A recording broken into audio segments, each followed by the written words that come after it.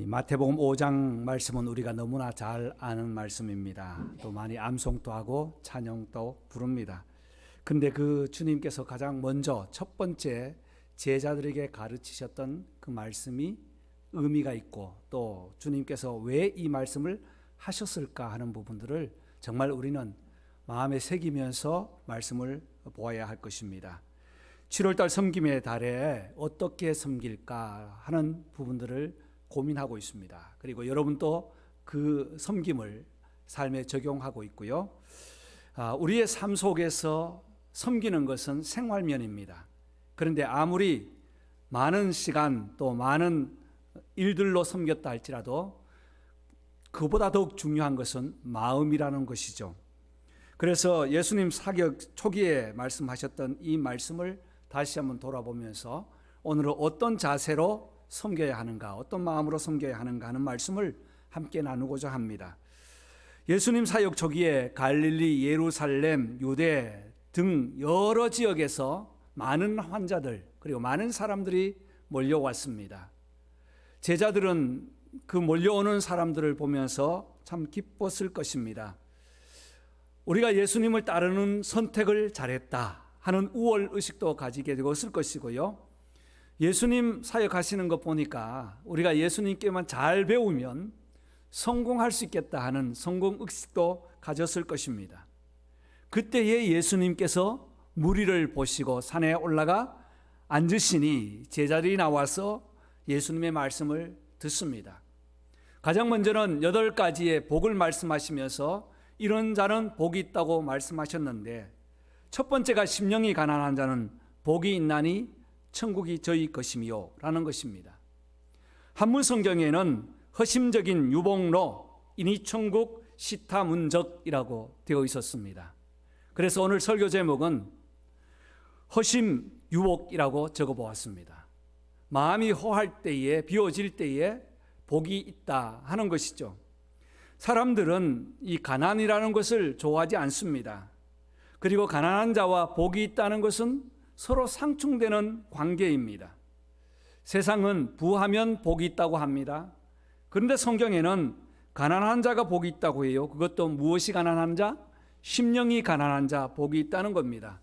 허심이라는 거예요. 어떤 마음을 가져야 심령이 가난할까라는 것입니다. 저도 이 말씀을 여러 차례 설교도 하고 또 말씀 묵상도 하고 찬양도 하고 했지만 정말 심령이 가난한 자에 대한 부분들을 다시 한번 고심하게 되었습니다. 어떤 마음을 가져야 심령이 가난할까요? 정말 심령이 가난해야 부유한 복을 누릴 수 있을까요? 그렇다면 심령이 가난하다는 의미는 또 무슨 의미를 가지고 있고, 우리가 섬김의 자세를 가질 때, 마음을 가질 때에 어떤 마음이 심령이 가난한 마음이 될 수 있을까요? 말씀을 묵상하면서 먼저는 자신이 죄인임을 고백할 때에, 깨닫게 될 때에 마음이 가난해지지 않는가 싶습니다. 여러분, 예수를 믿고 가장 먼저 깨닫는 것이 무엇입니까? 내가 예수를 믿었기 때문에 이제부터 예수 믿으면 복 받는다는데 나도 복 받는 대열에 섰다, 이 마음일까요?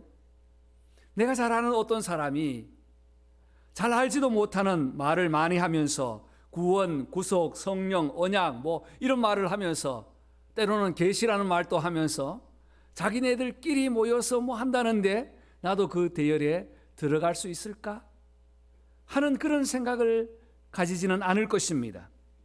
정말 우리가 예수님을 믿고 예수님을 만났다면 가장 먼저 깨닫는 것은 내가 죄인이라는 사실입니다.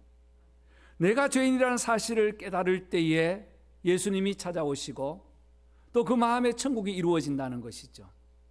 그래서 예수님께서는 하나님의 말씀을 전하실 때 항상 이렇게 역설적인 표현을 참 많이 하셨습니다. 가난한 자는 복이 있다, 높고자 하는 자는 낮아져라, 죽으면 산다, 이렇게 역설적인 표현을 참 많이 했죠. 복음에도 마찬가지예요. 우리가 예수 그리스도를 먼저 영접하고 만났다면 자기 자신이 죄인이라는 사실을 깨닫게 될 때에 그 마음에서 천국이 이루어진다는 겁니다. 예수님께 부름받았던 베드로가 밤새도록 고기를 잡았습니다. 고기를 잡아도 잡지 못하고 호탕치고 그물을 씻고 있는데 예수님께서 찾아오셨습니다. 누가복음 5장에 보면 예수님께서 오셔서 고기를 잡았느냐 보시고 배를 띄우사 배에 서서 가르쳐 가라사대 하나님의 말씀을 또 전하셨어요. 그리고 나서 빈 그물과 배를 보시고 베드로에게 깊은 데로 가서 그물을 내리라고 했습니다. 그때 베드로는 밤새도록 잡았지만 자기가 이 갈릴리 호수에서 뼈가 굵은 사람이지만 주님의 말씀에 의지하여 깊은 데로 가서 그물을 내렸더니 고기가 얼마나 많이 잡혔는지 많이 잡혀서 동물을 불러서 그 배에 함께 그물을 싣고 왔다는 내용이 누가복음 5장에 나옵니다. 그리고 나서 그는 배에서 내리자마자 예수님을 만나서 무릎을 꿇고 주여 나는 죄인이로소이다 라고 고백을 합니다. 주님을 따르고 주님께 선택을 받고 따랐지만 나는 죄인이로소이다라는 그 고백을 할 때에 그 마음에서 요동치는 성령님은 아하 너 마음속에 죄인이라는 고백했기 때문에 심령이 가난한 사람이 되었다는 것입니다. 누가복음 18장에는 바리새인과 세리의 기도가 있습니다. 먼저 바리새인은 길 어귀에 서서 모퉁이에 서서 두 손을 높이 들고 형식을 갖추어서 세리와 같이 아니함을 감사합니다 라는 겁니다.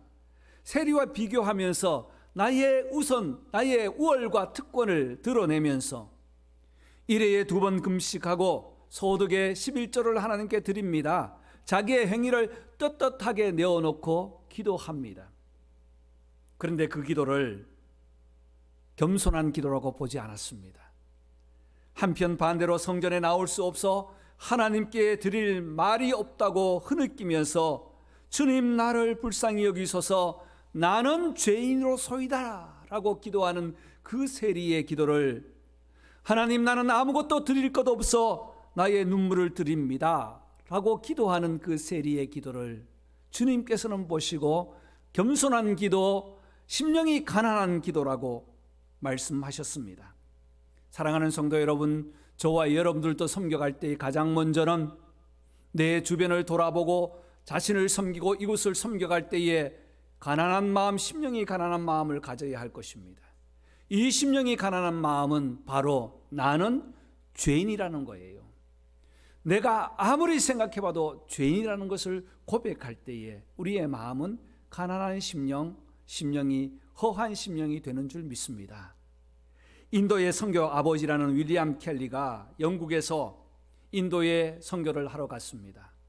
인도는 계급 사회 아닙니까? 지금도 계급이 있죠. 상류 계급과 하류 계급이 있습니다. 그래서 이 켈리를 잘 조사해 보니까 이 윌리엄 켈리가 영국에서 구두 수송공을 하고 있었다는 거예요. 그래서 어느 날 이 인도의 그 중직되는 사람이 좀 골탕을 먹이려고 선생님이 영국에서 구두 수선을 하였다면서요. 구두를 수선 만드는 직업을 하였다지요 라고 물었어요. 구두를 만드는 직업을 하였다지요 라고 물었어요. 그때 캐리는 아닙니다. 저는 새 구두를 만들지 않고 헝구두를 만들었습니다. 그 헝구두를 싣고 만드는 동안에 하나님이 내 자신을 보게 하셨고 내가 죄인이라는 사실을 깨닫게 되고 마치 구두가 수선되어 가는 것처럼 우리 주님께서 하나님께서는 내 마음을 만져주셨습니다 라고 고백을 했습니다. 여러분 얼마나 당당한 고백이며 죄인이라는 사실을 떳떳하게 고백하고 있습니까? 우리가 하나님 앞에 떳떳하게 고백할 수 있는 것은 내가 죄인이라는 사실입니다. 온 땅에는 인류에는 의인이 하나도 없다고 했지요.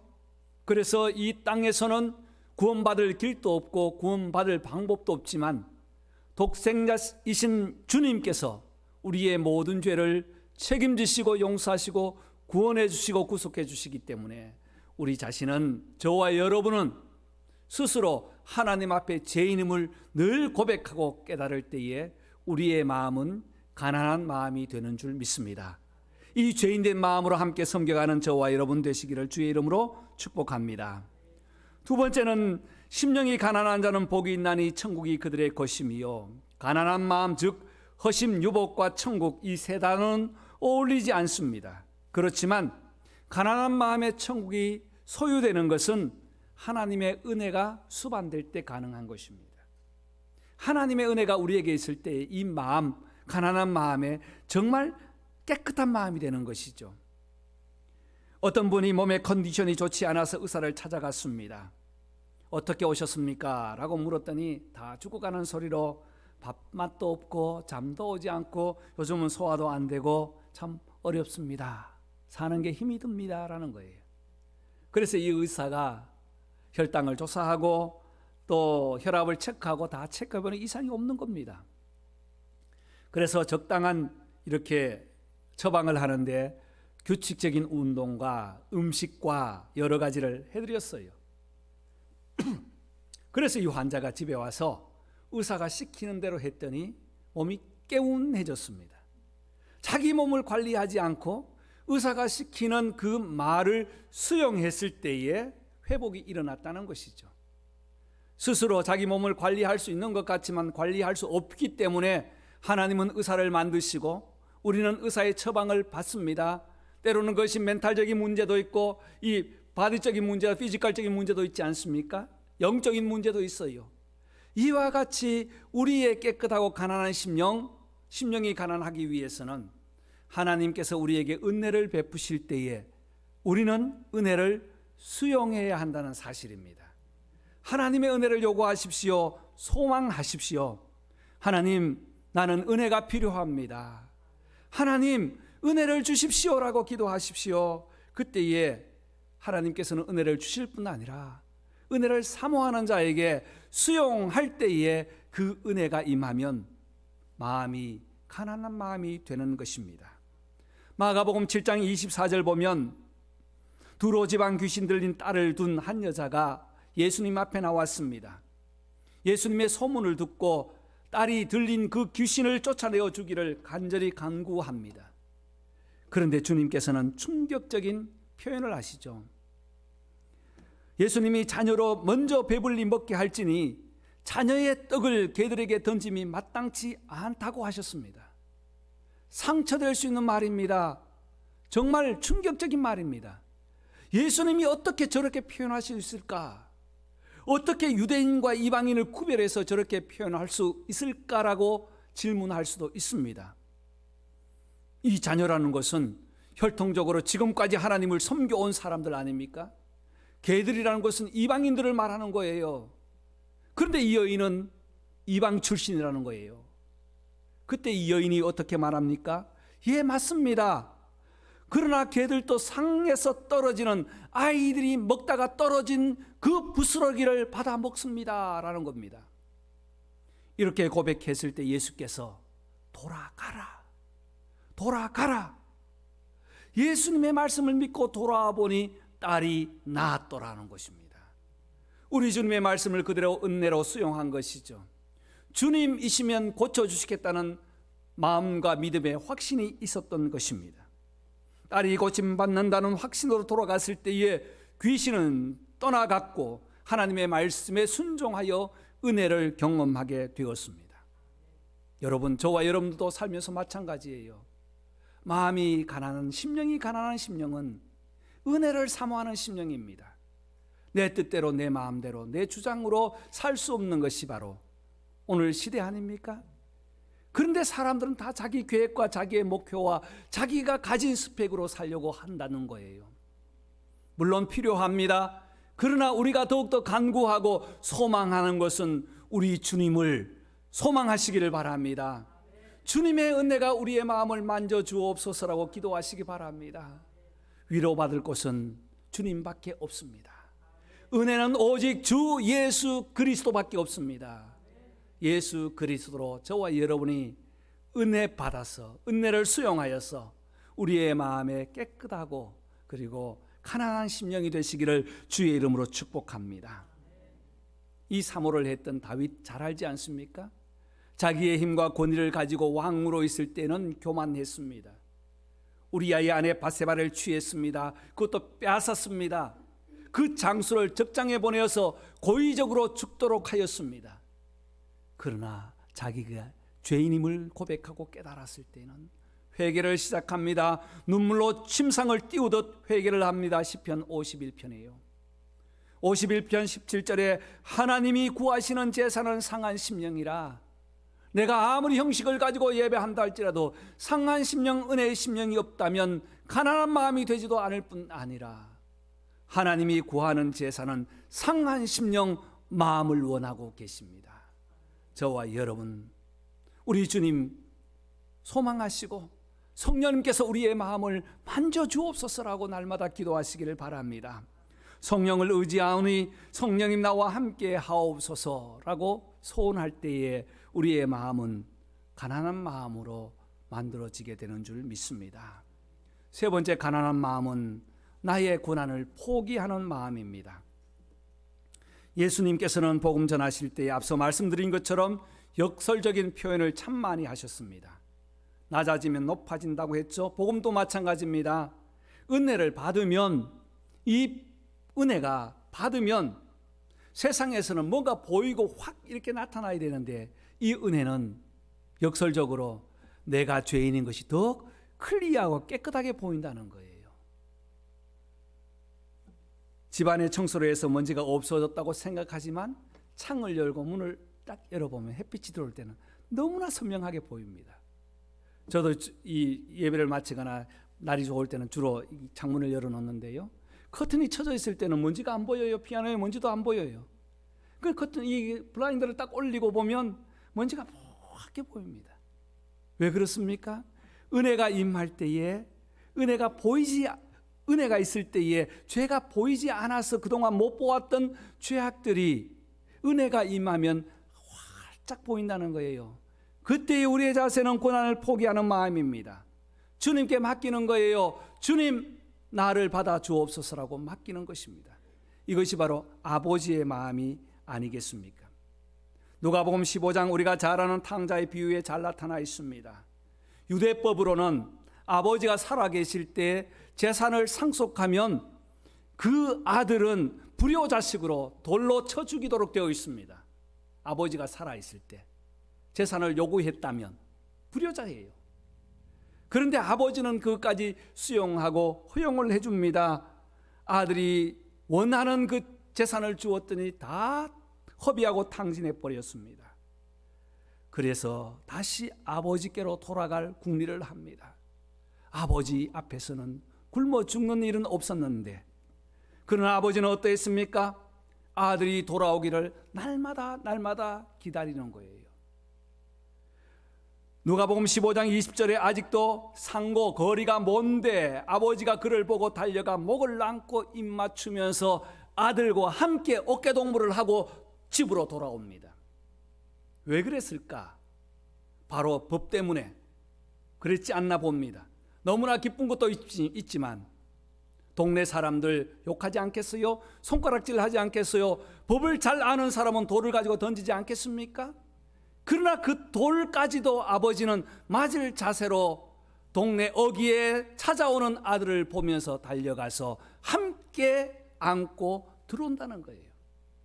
아버지의 고난을 다 포기한 것이죠. 집에 와서는 어떻게 합니까? 좋은 옷을 입히고 손에 가락지를 끼우고 신분을 회복해 줍니다. 발에 신발을 씻깁니다. 용서를 확인합니다. 소를 잡아 잔치를 합니다. 사랑을 확증해 주었습니다.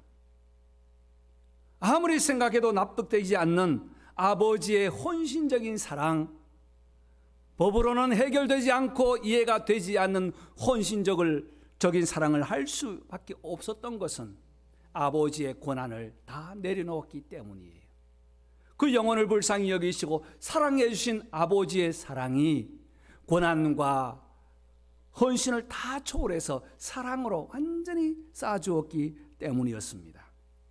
아버지의 뜻을 저버리고 나갔던 아들도 사랑으로, 과거를 묻지 않으시는 용서의 마음으로, 잔치를 배설해 주시는 사랑의 마음으로, 그 사랑의 마음으로 섬겨 주었을 때 그 마음이 바로 허심이 아니었겠습니까? 그 섬김이 바로 진정한 섬김이 아니었겠습니까? 저와 여러분들도 이번 달 함께 섬겨갈 때에 우리 예수님의 마음 가난한 심령으로 섬기시기를 바랍니다. 가난한 심령은 첫 번째 뭐라고 했죠? 내가 죄인임을 깨닫고 고백하는 것입니다. 두 번째는요, 하나님의 은혜를 늘 소망하고 수용하는 것입니다. 세 번째는 나의 고난을 포기하고 아버지의 사랑으로 섬겨주는 것입니다. 그럴 때에 우리는 섬기고 원망이 없어요. 사람들은 열심히 섬기고 봉사하고 나서 그 대가가 돌아오지 않으면 섭섭해하잖아요. 원망하고요. 내가 어떻게 섬겼는데, 내가 어떻게 대접을 했는데, 내가 어떻게 했는데, 내가로 나갑니다. 그러나 나의 고난을 포기하고 나면 우리 주님의 영광만이 나타나게 됩니다. 저와 여러분들이 이 마음으로 섬기는 허심유복의 축복이 우리 켄트교회 오늘 모인 성도들 모두에게 함께하기를 주의 이름으로 축복합니다. 기도하겠습니다.